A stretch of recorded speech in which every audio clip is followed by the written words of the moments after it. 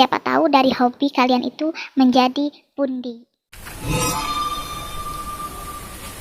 Assalamualaikum warahmatullahi wabarakatuh. Bertemu lagi dengan saya, Ibu Iim, dalam pembelajaran prakarya dan kewirausahaan. Bagaimana kabarnya semuanya? Mudah-mudahan kalian dalam keadaan sehat, sehat walafiat.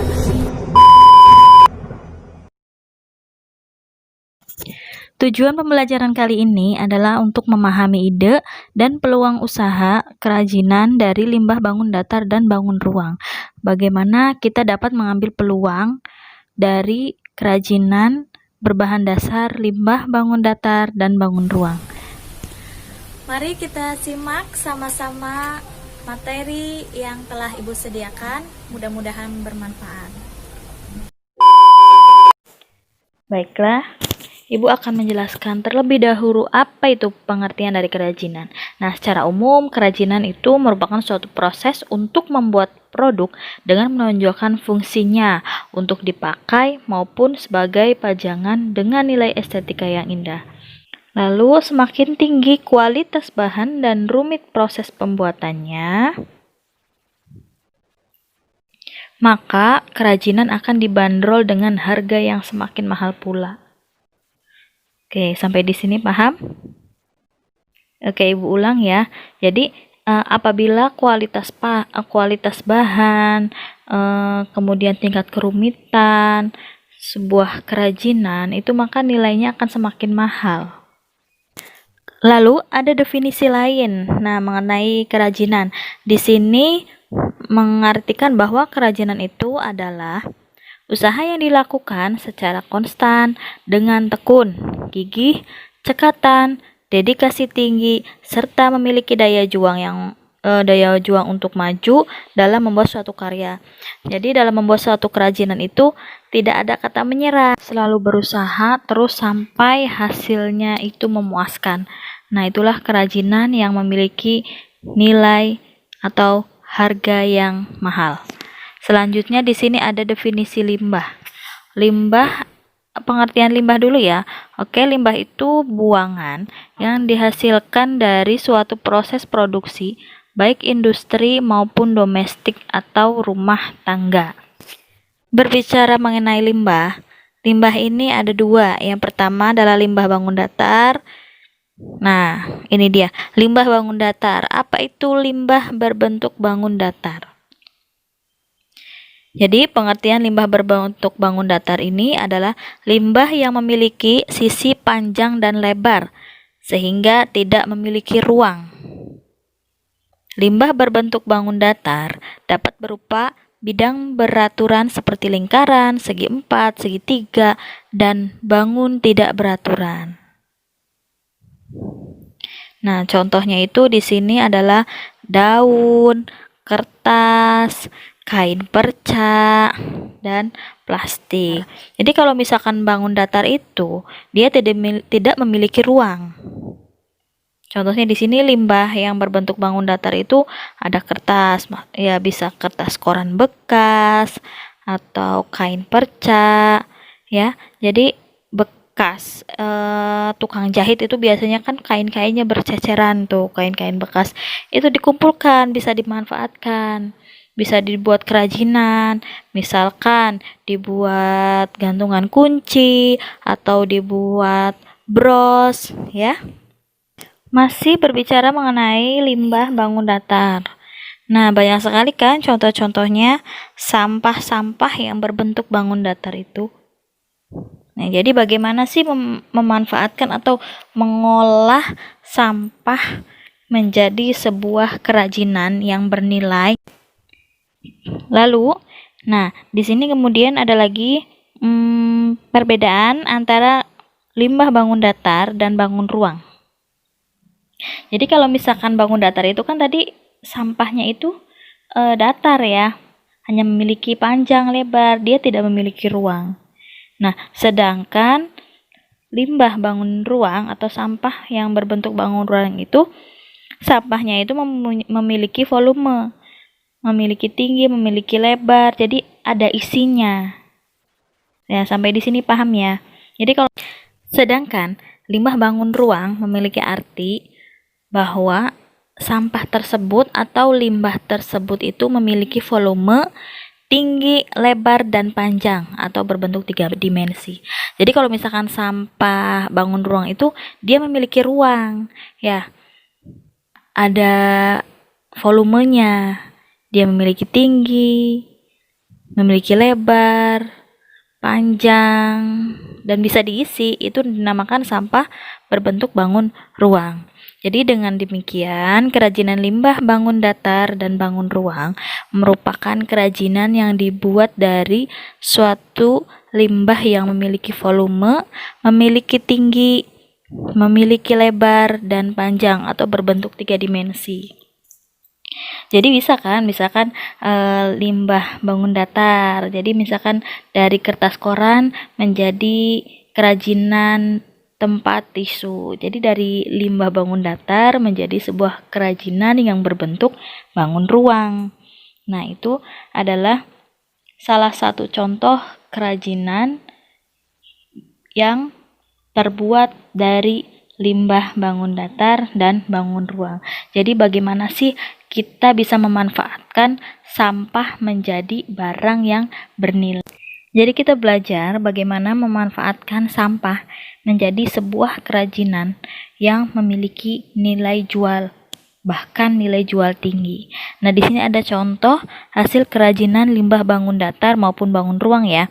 Yang pertama itu ada lampion dari stik es krim. Oke, misalkan kalian pecinta es krim nih, sehari sampai makan es krim itu 5-10 kali. Itu misalkan ada stik es krim itu dikumpulkan, ayo dikumpulkan, jangan dibuang. Itu bisa dimanfaatkan menjadi misalkan membuat lampion atau misalkan membuat figura, hiasan dinding, ya. Kemudian yang kedua ada tempat tisu dari kertas koran. Seperti yang tadi Ibu beritahu, jadi bagaimana sih memanfaatkan kertas koran bekas ya. Misalkan bapak kalian itu hobi membaca koran nih sampai korannya numpuk. Nah, itu bisa dimanfaatkan. Nah, yang ketiga ada taplak meja dari bungkus sabun. Kebayang gak sih dari bungkus sabun bisa dibuat taplak meja? Oke, jadi kalau misalkan sabun cuci itu yang kemasan yang kecil-kecil, yang rentengan, itu yang sasetan, itu jangan dibuang wadahnya ya, bungkusnya. Jadi itu bisa dimanfaatkan, dianyam untuk membuat taplak meja. Nah, itu bisa dijual. Kemudian ada tas yang terbuat dari bungkus kopi. Pernah tahu ya? Oke. Tas yang terbuat dari bungkus kopi. Jadi bungkus kopi itu jangan dibuang. Misalkan kalian punya warung nih jualan kopi, sampai berapa bungkus itu banyak sekali. Jangan dibuang, dikumpulkan, dibersihkan, dan dibuat sebuah kerajinan. Kemudian yang kelima ada hiasan dinding yang terbuat dari kayu tak terpakai. Bisa kebayangkan ada kayu yang tidak terpakai daripada nganggur begitu saja, lebih baik dimanfaatkan jadi hiasan dinding. Sekarang itu kan banyak sekali ya sudah musim hiasan dinding yang terbuat dari kayu untuk menaruh pot dan lain-lain. Sebenarnya banyak sekali sampah-sampah atau limbah yang bisa dimanfaatkan menjadi sebuah karya, menjadi sebuah kerajinan, bahkan bisa dijual. Jadi kalau misalkan kalian memiliki hobi, memiliki kemampuan, ayo diasah terus. Siapa tahu dari hobi kalian itu menjadi pundi. Nah, setelah tadi kita membahas sampah atau limbahnya yang dirubah menjadi suatu kerajinan, kali ini kita akan bahas mengenai kisah pengusaha yang sukses dalam bidang kerajinan. Yang pertama ini adalah ada Ibu Eni Suryani. Nah, Ibu Eni ini adalah seorang pengusaha yang menyulap kayu dan kaleng bekas menjadi suatu produk yang bernilai jual. Wow, bayangkan saja omsetnya itu bisa mencapai ratusan juta per bulan. Meski produk yang dihasilkan dari barang bekas, tetapi Ibu Eni ini menjualnya dengan harga yang mahal. Kenapa sih kalau kerajinan itu harganya mahal? Ya karena kerajinan itu dibuat secara manual dengan tangan. Jadi semakin sulit proses pembuatannya dan manual dengan tangan itu, maka harganya akan semakin mahal. Nah, ini adalah hasil kerajinan dari Ibu Eni. Yang kedua ini adalah ada dari Ibu Diah Rahmadita. Nah, Ibu Diah ini adalah pengusaha yang produknya berasal dari barang bekas. Barang bekasnya apa sih? Ya, nah, barang bekasnya itu berupa piring ataupun gelas-gelas bekas, botol beling, ya. Kemudian dilukis menjadi suatu produk kerajinan yang bernilai tinggi. Jadi harga jualnya aja bisa mencapai 10 sampai 20 juta per bulan. Ayo kita berlomba-lomba memanfaatkan barang bekas, mendaur ulang sampah menjadi suatu kerajinan. Lalu yang ketiga ini ada Bapak Made Sutamaya. Nah, bisa dilihat dari gambarnya, Bapak Made ini memanfaatkan kayu bekas. Jadi kayu bekas ini dirubah menjadi suatu kerajinan yang bernilai, yang sangat menarik, yang sangat indah. Jadi bisa dirubah menjadi kursi, meja, kaca, atau lampion, ya, lampu yang berdiri. Nah, omsetnya aja dalam sebulan itu bisa mencapai 300 juta rupiah. Wow, menarik ya. Bagaimana? Menarik sekali bukan? Hal-hal memanfaatkan barang-barang yang mungkin kalian sangka barang tersebut tidak berguna. Tapi apabila kita dapat mengolahnya, apabila kita dapat mendaur ulangnya menjadi sebuah kerajinan, itu akan sangat bernilai. Setelah tadi kita menyimak video pembelajaran, silahkan kalian mengerjakan tugas yang telah Ibu sediakan pada Google Classroom kalian masing-masing. Terima kasih karena kalian sudah menyimak pembelajaran hari ini dengan sangat baik.